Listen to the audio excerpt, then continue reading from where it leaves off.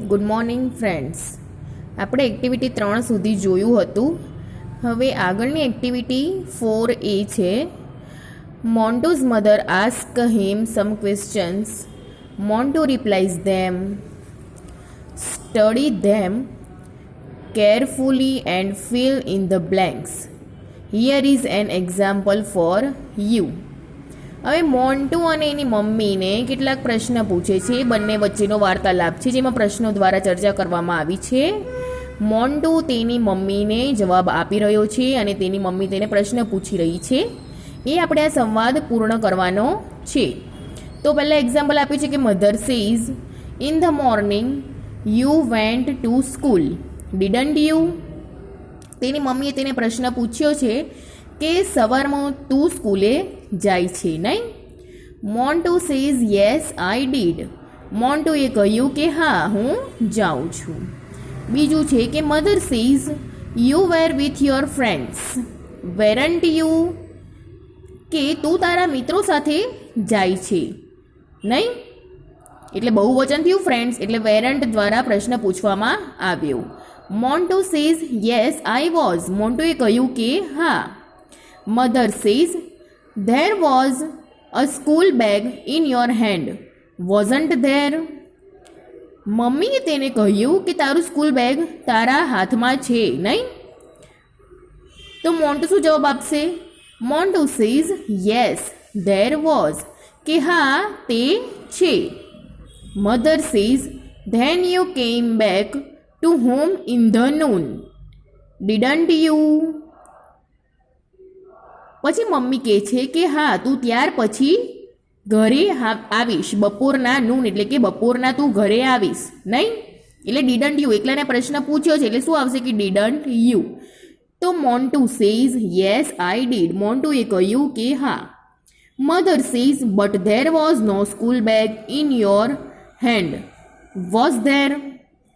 મમ્મીએ કહ્યું પણ તારું સ્કૂલ બેગ તારા હાથમાં નથી, was there? Montu says no there wasn't. મોન્ટુએ કહ્યું કે ના, તે નથી. આવી રીતે આ પ્રશ્નાર્થ વાક્ય દ્વારા આપણે વાર્તાલાપ સમજી લીધો છે. હવે જોઈએ કે B. Now arrange this sentences in a proper sequence and complete the rest of the dialogue. હવે આ ડાયલોગ આપણે કયું વાક્ય કોણ બોલે છે એ આપણે નક્કી કરીને લખવાનું છે. મોન્ટુ અને મધરનું જ છે, મોન્ટુ અને તેની મમ્મીનું જ છે. પણ હવે આપણે જોઈતા જઈશું કે કઈ રીતે વાક્ય લખાય. તો યસ આઈ ડીડ આવો જવાબ કોણ આપશે? તો મોન્ટુ. તો આપણે પહેલામાં લખીશું કે મોન્ટુ. બીજું છે O Montu you are very careless. તો આવું કોણ કહેતું હશે? તો તેની મમ્મી. બરાબર છે ને? તો શું લખ્યું છે કે મધર. અને બીજી ખાલી જગ્યામાં આવશે કે આરન્ટ યુ. પછી છે કે યસ આઈ એમ. તો એવું કોને જવાબ આપ્યો હશે? મોન્ટુએ જવાબ આપ્યો હશે ને? તો શું આવશે? મોન્ટુ. પછી ખાલી જગ્યા it means you forgot it in the school, didn't you? એવું કોણ કહેતું હશે? Mother.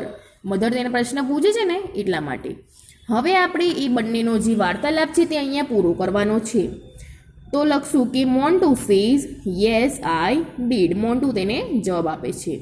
Mother says the peon will find it and keep it, want he? Montu says yes he will. Mother says your lunch box was also in the school bag, wasn't it?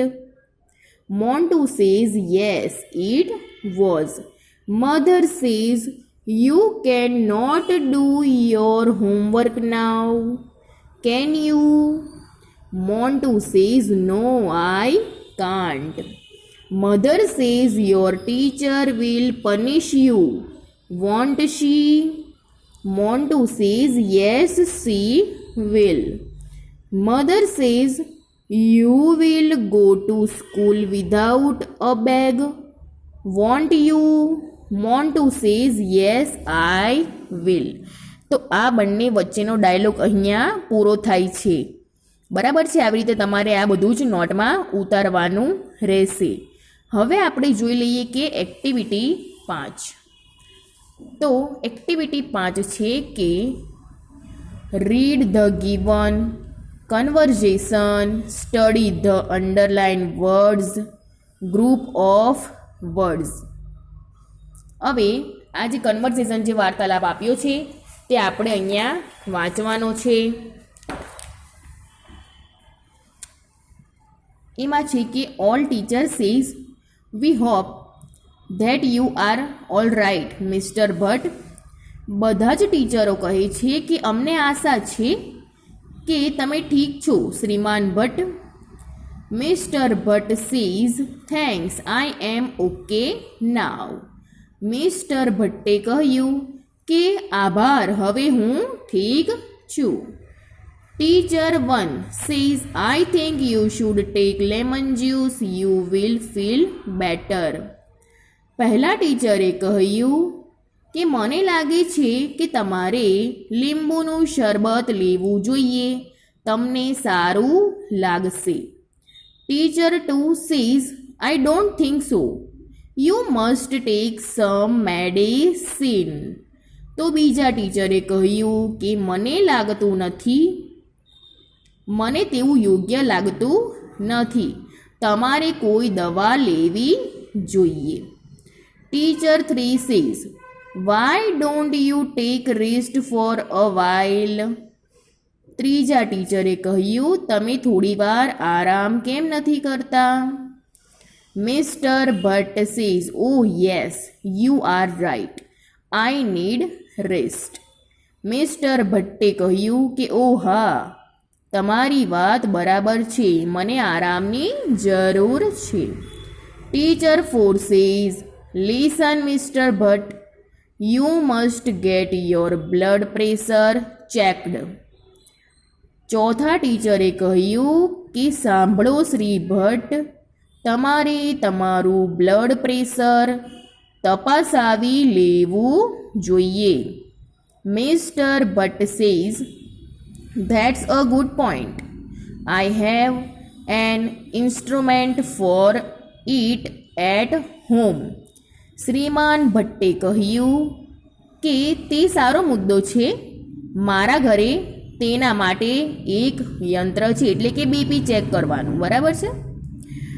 Teacher 5 says yes that may be but mister Bhatt you should go to a doctor. પાંચમા ટીચરે કહ્યું કે હા તે હશે, પણ શ્રી ભટ્ટ તમારે doctor પાસે જવું જોઈએ. Mister Bhatt says I think that's a good idea, let's not waste time, take me to doctor Joshi.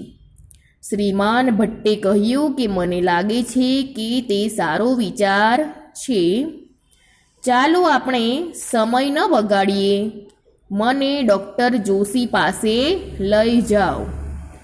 All teacher says વી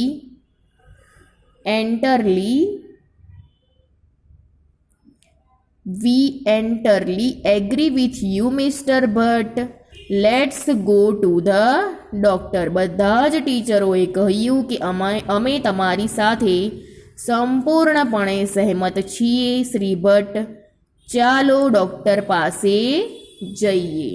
તો સમજાઈ ગયું ને મિત્રો આ એક્ટિવિટીમાં શું કરવાનું છે. તો તમારે ચોથી એક્ટિવિટીનું એ બી અને એક્ટિવિટી 5 નોટમાં લખવાની રહેશે.